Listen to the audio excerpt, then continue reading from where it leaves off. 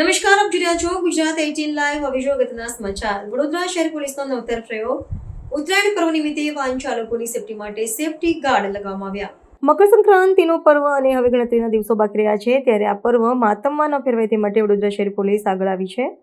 વડોદરા શહેરના police commissioner Narsinh કોમાના માર્ગદર્શન હેઠળ વડોદરાના વાહન ચાલકોની સુરક્ષા ધ્યાને લઈ આજે સાજીગંજ ટ્રાફિક પોલીસની કચેરી ખાતે વાહન ચાલકોને ઉત્તરાયણ પર્વ નિમિત્તે સેફટી ગાર્ડ લગાવવામાં આવ્યા હતા. આ કાર્યક્રમનો મુખ્ય ઉદ્દેશ્ય એટલો જ હતો કે ઉત્તરાયણ પર્વની ઘાતક દોરીથી કોઈનો જીવ ન જાય તે માટે આ કાર્યક્રમ યોજવામાં આવ્યો હતો.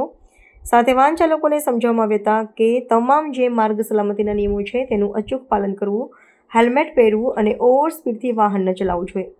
તો વાહન ચાલકોએ પણ વડોદરા શહેર પોલીસની કામગીરીને બિરદાવી હતી અને વાહન ચાલકોને અપીલ કરી હતી કે વાહન ચલાવતા સમયે તમામ નિયમોને પાલન કરી અને હેલ્મેટ પહેરીને જ વાહન ચલાવવું જોઈએ.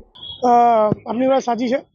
આ પોલીસ કમિશનર શ્રી વડોદરા સાહેબના હુકમ માર્ગદર્શન હેઠળ હાલમાં જે ટ્રાફિક સુરક્ષા માસ શરૂ થઈ રહ્યો છે, એ રોડ સેફ્ટી મંથ અનુસંધાને જે કાર્યક્રમો કરવાના છે, જેમાં આગામી જે ઉત્તરાયણ આવી રહી છે એ ઉત્તરાયણને ધ્યાનમાં રાખી અને જે વાહન ચાલકો છે, સ્પેશિયલી ટુ વ્હીલર્સ, એ લોકોને ગળામાં દોરી ના આવી જાય એના માટે આ જે સેફ્ટી રોડ છે એ બધાને પ્રતિક રૂપે લગાવી આપવાની અમે લોકોએ શરૂઆત કરી છે, કે જેના કારણે લોકો જાગૃત થાય અને જાતે પણ લગાવે.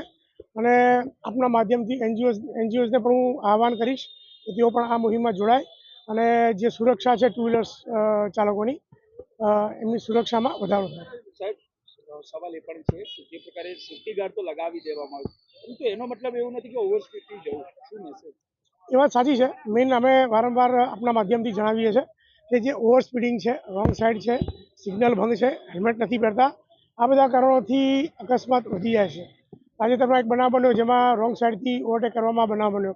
રોંગ સાઈડથી ઓવરટેક કરવી એ એક જાતનું અકસ્માતને આમંત્રણ છે.